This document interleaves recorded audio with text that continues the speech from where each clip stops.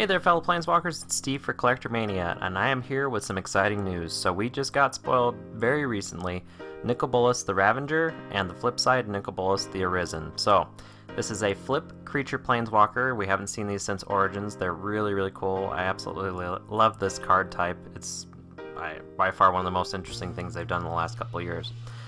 So on the front side, we've got Nicol Bolas the Ravager, so a colorless, a blue, a black, and a red. Legendary creature, Elder Dragon, 4/4, flying of course. When Nicol Bolas the Ravager enters the battlefield, each opponent discards a card, and then pay for a blue, a black, and a red. Exile Nicol Bolas the Ravager, then return him to the battlefield transformed under his owner's control. Activate this ability only anytime you could cast a sorcery. So, on the flip side here, we have Nicol Bolas the Arisen. So legendary Planeswalker Bolas, of course, 7 starting loyalty, which is actually really good. +2, draw 2 cards, powerful. -3, Nicol Bolas the Arisen deals 10 damage to target creature or Planeswalker. -4, put target creature or Planeswalker card from a graveyard onto the battlefield under your control. That's an amazing ability. And then -12, exile all but the bottom card of target player's library. So kind of a mill-ish kind of win condition there if you get to the ultimate.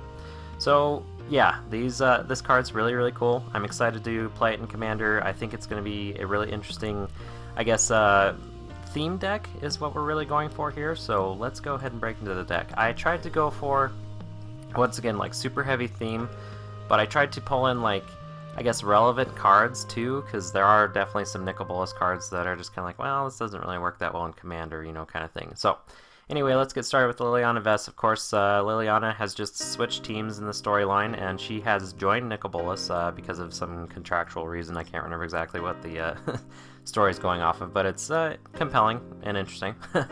So anyway, 3 colors, 2 black, +1, target player discards a card. There is a theme here for a lot of discard, you know, a lot of hand disruption, so on and so forth. -2, search your library for a card, then shuffle your library and put that card on top of it. Some good tutoring. We have quite a few really good Planeswalkers in the deck, so she just helps us find them, plus other stuff, you know. And then -8, put all creature cards from all graveyards on the battlefield under your control. So we are not a very creature-heavy deck. That's not necessarily how we're trying to win, but if we somehow get to Liliana's, you know, ultimate and win that way, it works for us. And we've got Tezzeret the Schemer. So I had a little bit of a conundrum here, because there are, you know, I guess Tezzerets that are in line more with what Nicol Bolas is trying to do as far as, like, stealing the artifacts and so on and so forth, but this Tezzeret just seems to be the best out of the 3 or 4 that exist right now, and the other ones are very heavy artifact theme where you can't really do a whole lot outside of artifacts, and this guy actually just tutors for you, which is exactly what we want it to do. And the +1, you know, untapping 2 artifacts, is a little bit of mana ramp kind of thing going on there too, so this guy actually works best for us out of all the versions. I've got Nicol Bolas Godpharaoh, probably my favorite version. So 4 colors, a blue, a black, and a red. +2, target opponent exiles cards from the top of his or her library until he or she exiles a non-land card. Until end of turn, you may cast that card without paying its mana cost. Just an amazing +2. That's a huge upside. I mean, I know it's random, but my gosh, you can get some ridiculous stuff, especially in Commander. +1, each opponent exiles 2 cards from his or her hand, so a little bit more hand disruption. -4, Nicol Bolas Godpharaoh deals 7 damage to target opponent or creature an opponent controls. -12, exile each non-land permanent your opponent's control. So really oppressive Planeswalker there. Like I said, it's probably my favorite iteration so far. I'm sure we're going to get some new ones coming up here pretty soon. Then I've got Nicol Bolas Planeswalker. I still have memories of playing this guy in Standard. I mean, just dominating your opponent by just playing this one card. So 4 colors, a blue, 2 black, and red. +3, destroy target non-creature permanent. -2, gain control of target creature, which is one of the best abilities ever. -9, Nicol Bolas Planeswalker deals 7 damage to target player. That player discards 7 cards, then sacrifices 7 permanents. Yeah, just an amazing ultimate too. Then I've got Nicol Bolas the Deceiver. So 5 colors, a blue, a black, and a red. 5 loyalty, +3, each opponent loses 3 life unless that player sacrifices non-land permanent or discards a card. -3, destroy target creature, draw a card. -11, Nicol Bolas the Deceiver deals 7 damage to each opponent. You draw 7 cards. So, of course, this is the, I believe, the Planeswalker deck version of Nicol Bolas, so it's not the best version, but for, once again, the theme we're sticking in here. And it's not bad. I mean, it does some pretty cool stuff for Commander too, so not bad at all. Okay, breaking to the creatures here, we've got an Nicol Bolas, of course. So we've got a lot of instants and sorceries in this deck. This guy actually helps us find some of the bigger ones. As you can, I guess, predict, we have like 19 creatures in the deck, and I think we have like 20-somethings, instants and sorceries. So we want to do a lot of board wiping, a lot of control, a lot of counter spells, so on and so forth. I've got a Bloodwater Entity. Good way to just grab one of our board wipes or our counter spells again, put it on top of our library, draw it, and then use it, the next turn. I've got a Burnished Heart, a little bit of mana ramp. This is probably one of the major cards that's not in theme, but mana ramp's important, so here we are. We've got Champion of Wits, so an amazing card. Enters the battlefield, you draw cards equal to its power. If you do, discard 2 cards. The Eternalize is what we're really after here, so pay 7, bring it back as a 4/4. You draw 4 cards, then discard 2 cards. Yeah, it's not bad. I actually really like playing around with this creature, especially in like self-mill decks, but I think it actually works here as well. I've got Dream Stealer, so 2 colors and a black, 1/2, Menace. Whenever Dream Stealer deals combat damage to a player, that player discards that many cards. Eternalize, of course, so it comes back as a 4/4. Once again, a pretty heavy, discard theme. Fleshbag Marauder. This has always just been a good creature to include in any type of deck that's trying to be a little creature light and, disrupt our opponents. I love those turns where our opponents play like all their commanders right in a row, and then you have a Fleshbag Marauder and you just play that and they have to sacrifice all of them. It's one of the best feelings in the world. I've got a Disciple of Bolas. Is probably one of the best cards that has Bolas' name on it, in my opinion. Really, really good in self-sacrifice decks, drawing a bunch of cards, gaining you a bunch of life, and then you can just continually recur it, just keep gaining benefit from it. Amazing card. They've got Rakamar. I did not really think of this as a Nicol Bolas card, but I read the quote, and yeah, it totally makes sense. Making 3/1s isn't bad for us, and I think it sticks to the theme. We've got Solemn Simulacrum, another little bit of mana ramp. Then a Vizier of Many Faces, a good clone card, especially since you can embalm it and do it again. Wildfire Eternal, so once again we are playing a ton of big instants and sorceries, so this guy actually becomes pretty helpful if our opponents foolishly don't accept the Afflict 4 and all that stuff. I've got Mindclaw Shaman, so a good way to cast spells from our opponent's hands. Neheb the Eternal. We have a lot of really big X spells in this deck, so having something that generates a ton of mana like this based off damage is really good, since we're going to be dealing a ton of damage with either our commander or other creatures that we have, or even our spells. I've got Scarab God. Of course I had to include these 3 gods in here because they are basically Nicol Bolas' best henchmen, in my opinion, even better than some of the planeswalkers that he has. So 3 colors, a blue and a black, amazing 5/5. At the beginning of your upkeep, each opponent loses X life, and you scry X, where X is the number of zombies you control. You can pay 2, a blue and a black, exile target creature card from a graveyard, create a token that's a copy of it, except it's a 4/4 black zombie. When the Scarab God dies, return it to its owner's hand at the beginning of the next end step. Yeah, just an amazing creature card. We're looking to steal as many creatures from our opponent's graveyards as we can, so this is amazing for what we're trying to do. We've got the Scarab God. So overall, just good removal, good card draw. Really, all you have to do is put a -1/-1/-1 counter on something, and then when it dies, you draw a card, so you don't have to think about this as I have to kill every creature with, paying 3 at a time. Sounds really painful, especially for some bigger creatures, but just place a bunch of -1/-1 counters on things, and then board wipe, draw a bunch of cards, get this guy back in your hand because of his effect. Overall amazing, really, really cool card. I've got a Consecrated Sphinx, of course. I went for the Invocation version just because it's more Nicol Bolas themed. Love the artwork on this card, wish it wasn't in that frame, but what can you do? I've got the Locust God, so we're going to be drawing a ton of cards, and then, using that advantage of them discarding and us drawing, to our, advantage, basically. And then creating a bunch of little tiny locusts to just deal a bunch of damage is great, too. And this is, once again, a super resilient creature, probably one of the best in blue-red right now. Then I've got Nicol Bolas OG, so, well, not OG. Well, he is OG. Yeah, that's right. Sorry, the new artwork always throws me off. Anyway, so 2 colors, 2 blue, 2 black, 2 red. Elder Dragon, 7/7, flying. At the beginning of your upkeep, sacrifice Nicol Bolas unless you pay Grixis. Whenever Nicol Bolas deals damage to an opponent, that player discards his or her hand. So, once again, sticking with our discard theme, plus it fits very, very much so into the Nicol Bolas sub-theme that's going on here. Actually, that's the main theme, I would say. Discard sub-theme, there we go. Then we've got Rancic the Foul-Blooded, so 5 colors, 3 black, 8/8, flying trample, pay 2 life, sacrifice another creature, search your library for a creature card, and put that card into your hand, then shuffle your library. So I'm picturing this with like the Locust God. Having a ton of tokens to just be able to pay 2 life and sacrifice to go search for whatever you want is really, really good.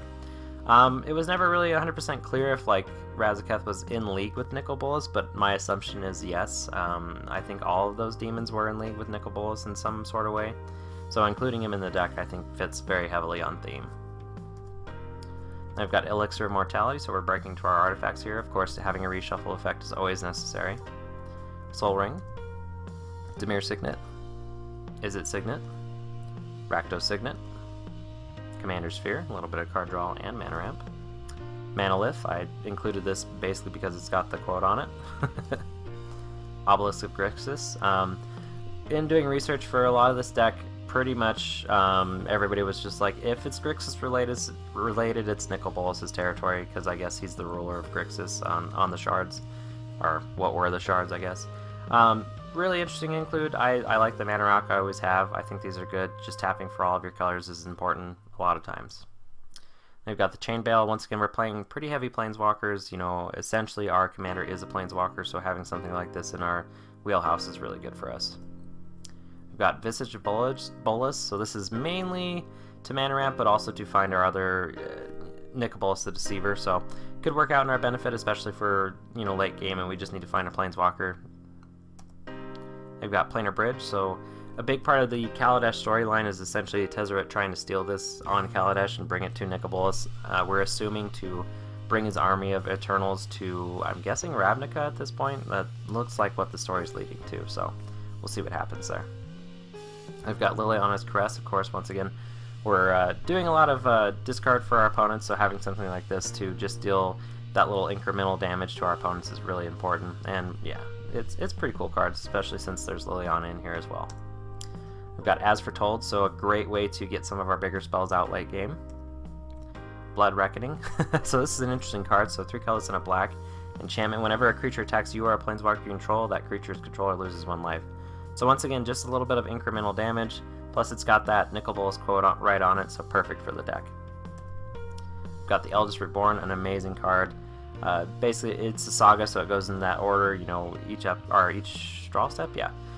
You get one of these effects, so each opponent sacrifices a creature or planeswalker, each opponent discards a card, put target creature card or planeswalker card from the graveyard onto the battlefield under your control. Yeah, really, really cool. Plus it's got that sweet artwork on the side.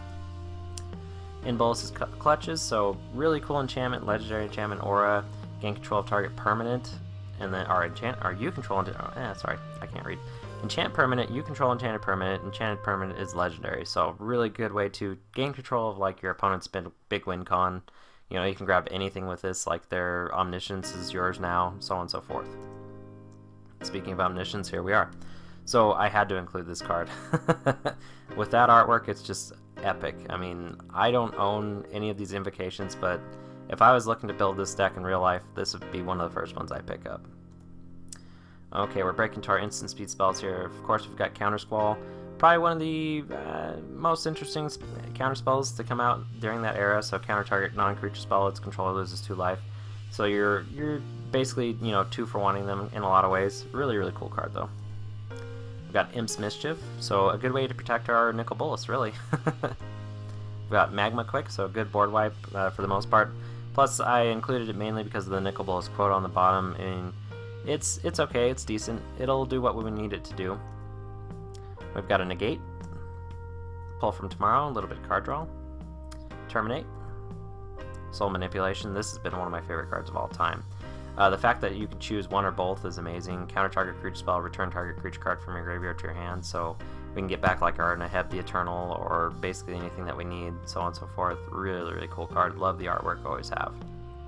We've got Supreme Will, Commit and Memory, Hour of Glory, Torment of Hailfire. So this is one of those big X win conditions that I was talking about. So if we happen to have the Eternal, we can deal quite a bit of damage and then just cast this for, you know, like 20. Like, that's going to put our opponents in a really, really bad spot. Got Tormenting Voice, of course, the Nicol Bolas Tormenting Ugin version.